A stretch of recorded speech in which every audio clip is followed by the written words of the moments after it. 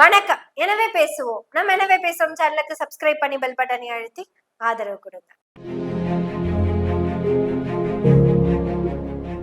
ஏனுங்க, இந்த வரலாற்று ஆய்வு மாணவர் ஆதவ அர்ஜுனா ஏதோ பேசியிருக்கிறார், கேட்டீங்களா?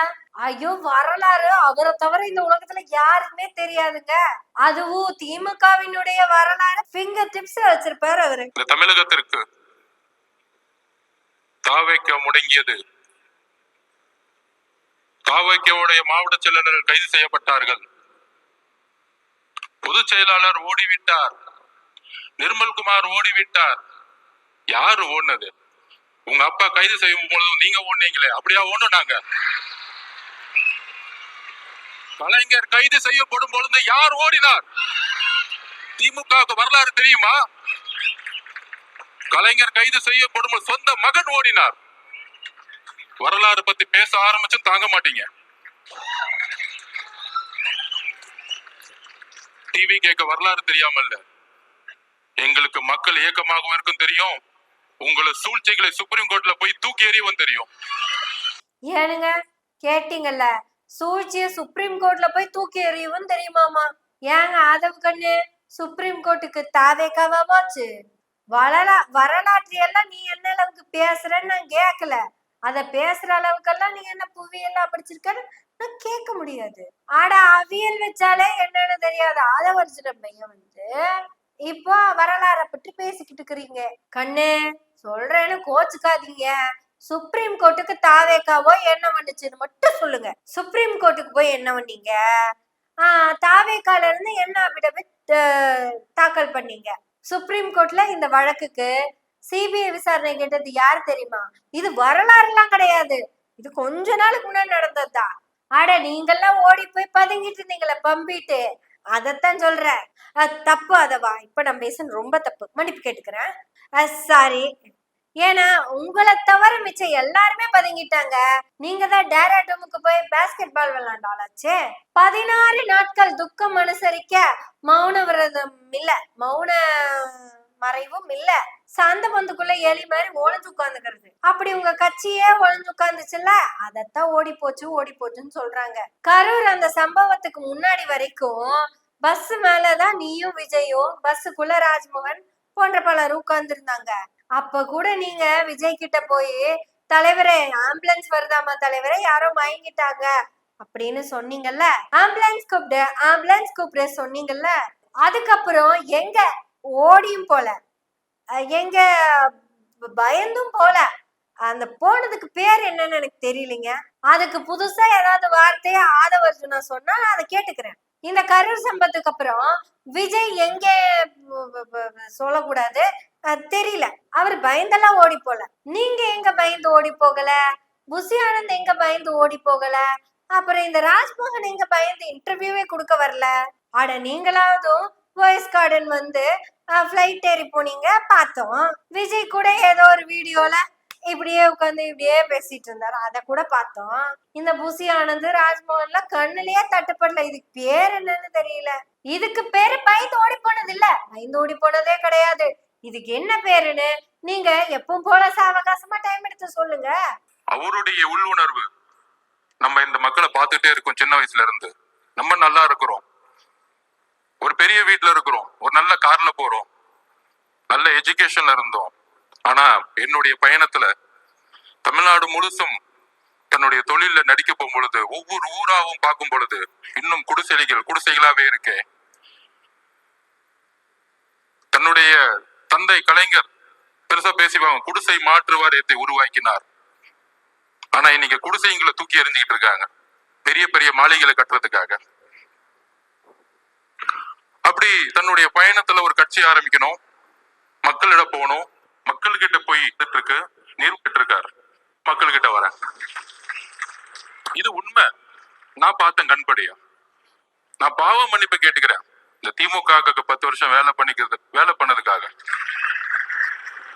எல்லாரும் கேட்டுக்கோங்க, ஆதவ் பாவ மன்னிப்பு கேட்டுக்கிறாரே. இந்த திமுகக்கு வேண்டி 10 வருஷம் வேலை செஞ்சதுக்கு பாவ மன்னிப்பு கேட்டுக்கிறாரே. இவருதான் திமுகவை ஆட்சி கட்டிலேயே கொண்டு வந்து உட்கார வச்சாரு. இப்ப அதுல இருந்து இறக்கறதுக்காக தான் தாவேக்கா விஜய் கிட்ட உட்கார்ந்துருக்கிறாரே. இப்ப அந்த 10 வருஷம் நீங்க திமுகல இருந்தப்ப ஏதாவது மீட்டிங் நடந்து 41 பேர் ஏதாவது இறந்தாங்களா 6 பேர்? ஏன்னா அப்பெல்லாம் நீங்க இந்த மாதிரி பாவ மன்னிப்பு கேட்கறதுக்கு சூழல் வரல.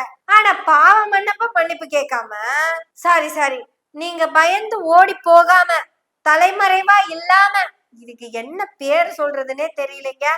பேர் சொல்லிட்டீங்கன்னா பரவாயில்ல. ஒரு பிரச்சனை நடந்ததோ தெரிச்சு ஓடுனதுக்கு பேர் என்ன வைக்கிறதுனே தெரியலையே. நீங்களே சொல்லுங்க. அதவே பயந்து போகாமல் தைரியமாக ரன் பண்ணணும் வச்சுக்கலாமா? இப்படி அவங்க தைரியமாக ரன் பண்ணினார்கள். தமிழக மக்கள் முன்னாடி பாவ மன்னிப்பு கேட்டுக்கிறேன். ஏன்னா எதிர்கட்சியா இருக்கும் பொழுது ரொம்ப நல்ல கட்சி, ரொம்ப நல்லவர்களா தெரிஞ்சாங்க.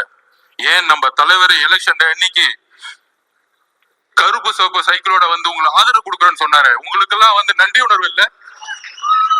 என்ன நன்றி இருக்கு? அரசியல்ல ஒருத்தர் அழிக்கிறதுக்கு இவ்வளவு பெரிய குற்றச்சாட்டுகளா சொல்ல முடியும்? மதுரை மாநாடு முடிஞ்சவன தலைவர் சொன்னார், மக்களை சந்திக்க வர அப்படின்னு. அதான் பாத்தீங்களா, விஜய் போன எலெக்ஷன்ல கருப்பு சிவப்பு சைக்கிள்ல வந்ததுனாலதான் எல்லாரும் டிஎம்கேக்கு ஓட்டு போட்டு ஜெயிக்க வச்சிருக்காங்க. அந்த நன்றி உணர்வு இல்ல உங்களுக்கு? இது வரலாறு நோட் பண்ணி வைங்கப்பா, நோட் பண்ணுங்க. என்னப்பா டைம் இல்லையா? அதுவே நீங்களே நோட் பண்ணிருங்க. அது சரி, அப்ப நீங்க எங்க இருந்தீங்க? விஜய்க்கு நீங்க தான் சைக்கிள் வாங்கி கொடுத்தீங்களா வர சொல்லி? இந்த நன்றி விசுவாசம் நமக்கு இல்லை. ஒரு நபர் அழிக்கிறதுக்கு இப்படியெல்லாம் திட்டம் போடுவீங்களா? Very bad. ஆமா, எப்படி திட்டம் போட்டாங்க? கரூருக்கு நீங்க 7 மணிக்கு வந்தா போதும் அப்படின்னு திமுக சொன்னதுனாலதான் நீங்க 7 மணிக்கு வந்தீங்களா? இல்ல அதுக்கு முன்னாடியே பேசின புசி ஆனந்த் 12 மணிக்கு விஜய் வருவாரு அப்படின்னு திமுக தான் சொல்லிச்சா? இருக்கலாம், திமுக சொல்லிருக்கும். ஏன்னா இவங்களுக்கு தான் சுய புத்தியே கிடையாதுல்ல. புசி ஆனந்தையும் சேர்த்துதான். ஆகவே வரலாற்று நாயகனே உங்களையும் சேர்த்தேன். தலைவர் இன்னைக்கு தமிழகத்திற்கு ஒரே நம்பிக்கை, அன்போட மக்கள் வந்துகிட்டு இருக்காங்க. அது கூட உங்களுக்கு புரியல? ஏடிஜிபி சொல்றாரு டேவிட்சன் சார், இல்ல அவங்க 10,000 பேர் தான் சொன்னாங்க. இப்ப மதி சார்கிட்ட கேட்டு பாருங்க, நிர்வாகிகள் 10,000 பேர் தான் சொல்ல முடியும் ஒரு கட்சி. மக்கள் எவ்வளவு பேர் வராங்கன்னு தெரியாது. உங்களுக்கு தெரியாது. திருவாரூர்ல எவ்வளவு கூட்டம் வந்துச்சு, நாகப்பட்டினத்துல எவ்வளவு கூட்டம் வந்துச்சு, திருச்சியில எவ்வளவு கூட்டம் வந்துச்சு, அரியலூர்ல எவ்வளவு கூட்டம் வந்துச்சு உங்களுக்கு தெரியாது. தெரியலன்னா உள்துறை அமைச்சர் ரிசைன் பண்ணிட்டு போங்க. அப்புறம் ஏன் முதலமைச்சரா இருக்கீங்க? மக்களோட பாதுகாப்புக்கு உங்களுக்கு வந்து கொடுக்கறதுக்கு தைரியம் இல்லைன்னா ஏன் ரிசைன் பண்ணிட்டு போயிடுங்க. இப்பயே நாங்க 41 உறவுகளை இழந்திருக்கோம். எங்களுக்கு தெரியும் அந்த வழி. எங்களோட குடும்பம் ஒட்டுமொத்த மாவட்ட செயலாளர் மதி மேல தவறுன்னு சொன்னா அப்புறம் எதுக்கு முதலமைச்சர் ஒருத்தருக்கீங்க? மாவட்ட செயலாளர் மதிக்கு என்ன மயிரா தெரியும்? அவனுக்கு புத்தி இருக்கா, அறிவு இருக்கா? அவனுக்கு என்ன வெங்காயம் தெரியும்னு கேக்குறேன். அவனுக்கு ஏதாவது அறிவு இருக்கா? 10,000 பேருன்னு கேனத்தனமா சொல்லுவான். ஆனா 2,000 பேத்துக்கு தான் தண்ணி கொண்டு வந்து வைப்பான். சரி, மதிக்கு அறிவு இல்ல, புசி ஆனந்துக்குமா அறிவு இல்ல. அவர் எதுக்கு நேரத்திலேயே தலைவர் 12 மணிக்கே கரூருக்கு வந்து ஆத்துவார்னு ஆத்திட்டு போனாரு? நீங்களாம் கொஞ்சம் நேரத்திலேயே வந்துருங்க. தலைவர் 10 நிமிஷம் தான் பேசுவாரு. அத அறிவோட சொன்னதா, அறிவு இல்லாம சொன்னதா? இல்ல நாமக்கல்ல 8:45 வருவோம்னு சொன்னதா, அறிவோட சொன்னதா, அறிவு இல்லாம சொன்னதா? திருச்சியில வந்த கூட்டத்தை நீங்களும் பாத்தீங்க, திருவாரூர்ல வந்த கூட்டத்தை நீங்களும் பாத்தீங்க.